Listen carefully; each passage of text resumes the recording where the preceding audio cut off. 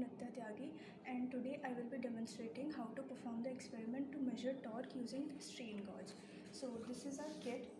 This is our pan where we'll keep the weights. This is our kit which contains a Wheatstone bridge, amplifier to amplify the signals received by this Wheatstone bridge, our readings here, and a zero adjust and an adder to adjust all the readings and to calibrate them.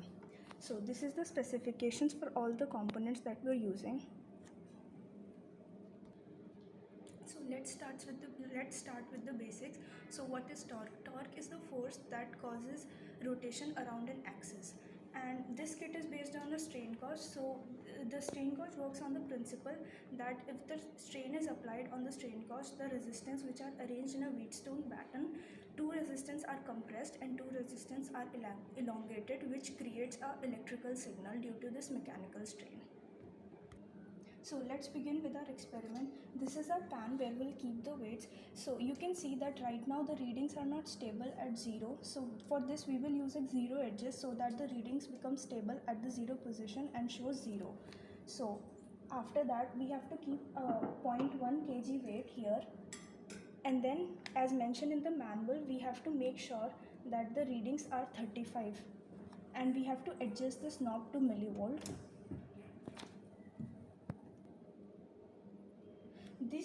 This keeping the weight on this pan will lead to a strain in this shaft, which will lead to an electrical impulse which we will read here.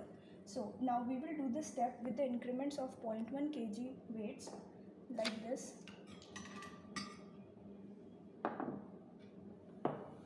and we will note down the readings and we will obtain a table something like this. Now we have to perform this step in an increasing as well as decreasing order.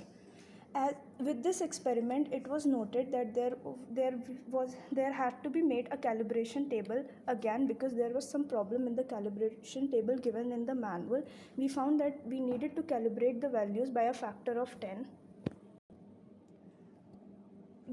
We also note that there are some error that we note in this experiment. This is the error table that we obtained, and this is the graph that we obtained by plotting these values. As you can see that it is somewhat of a linear graph, which is to be expected, as in an ideal case there shouldn't be an hysteresis error and the values in an increasing order and decreasing order should match. But as you can see that there are some values which do not exactly align on the straight line, meaning there is some hysteresis error. Now with this experiment there are some things that to be noted, that for example this pan should not be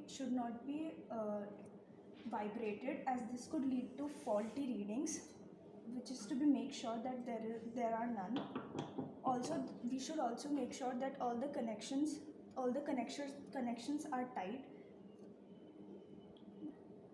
Along with these 2 points, all the knobs should be properly adjusted so that we get proper readings.